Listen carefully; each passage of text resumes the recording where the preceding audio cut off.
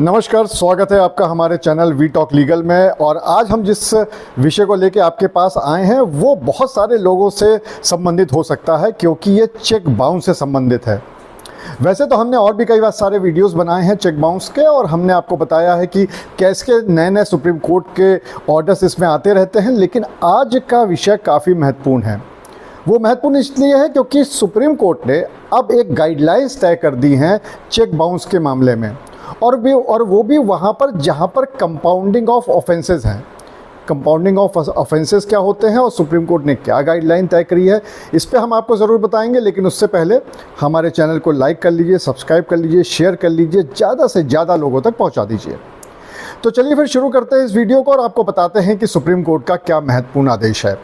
दरअसल जब भी कोई चेक बाउंस का मामला होता है तो वहाँ पर एक ऑप्शन अवेलेबल होता है, और वो होता है कंपाउंडिंग ऑफ ऑफेंस का।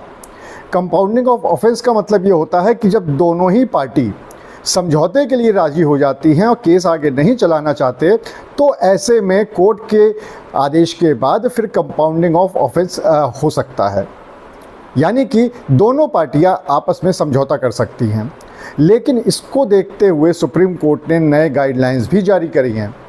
क्या है वो गाइडलाइंस, चलिए आपको बताते हैं। तो सुप्रीम कोर्ट ने जो सबसे पहली गाइडलाइन जारी करी है वो ये कि उस स्टेज पर जहां पर आरोपी का साक्ष्य होना हो, यानी कि जो एविडेंस होते हैं, जो बचाव पक्ष के एविडेंस होते हैं, वो अगर तब तक नहीं हुए हैं और उससे पहले दोनों पार्टियां कंपाउंडिंग ऑफ ऑफेंस के लिए तैयार हो जाती हैं, तो ऐसे में कोई भी कॉस्ट आरोपी के ऊपर नहीं लगाया जाएगा।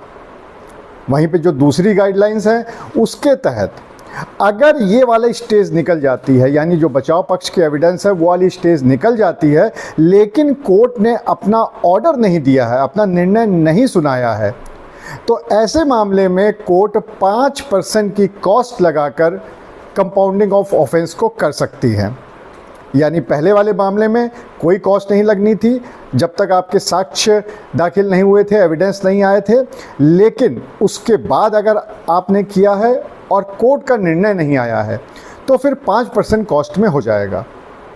तीसरी गाइडलाइन सुप्रीम कोर्ट की यह है कि अगर उस पूरे मामले में निर्णय आ चुका है और आप अपील में गए हैं, चाहे आप सेशन कोर्ट में गए हों, चाहे फिर आप हाई कोर्ट में गए हों, तो वहाँ पर आप अगर कंपाउंडिंग ऑफ ऑफेंस का ऑप्शन लेते हैं उस समय, तो फिर कॉस्ट लगाई जाएगी 7.5%। यानी पहले वाले मामले में कोई कॉस्ट नहीं, दूसरी वाली गाइडलाइन में 5%, और तीसरी वाली में आप हाई कोर्ट या सेशन कोर्ट जाते हैं तो 7.5% की कॉस्ट लगाई जाएगी। और जो चौथी और आखिरी गाइडलाइन है सुप्रीम कोर्ट में, उसकी ये है कि अगर ये पूरा मामला सुप्रीम कोर्ट पहुंच जाता है और फिर वहाँ पर कंपाउंडिंग ऑफ ऑफेंस का मामला आता है, तो ऐसे में आपके ऊपर कॉस्ट लगाई जाएगी 10% की। ये जो सुप्रीम कोर्ट ने निर्णय दिया है ये बहुत ही महत्वपूर्ण है, और इसलिए भी सुप्रीम कोर्ट ने कहा क्योंकि बहुत सारे ऐसे मामले हैं जो काफ़ी लंबे समय तक खिंच रहे थे चेक बाउंस वाले, और ऐसे में अगर इस तरीके से होता है, ये गाइडलाइंस को फॉलो किया जाता है, तो मामलों का त्वरित निपटारा हो सकेगा।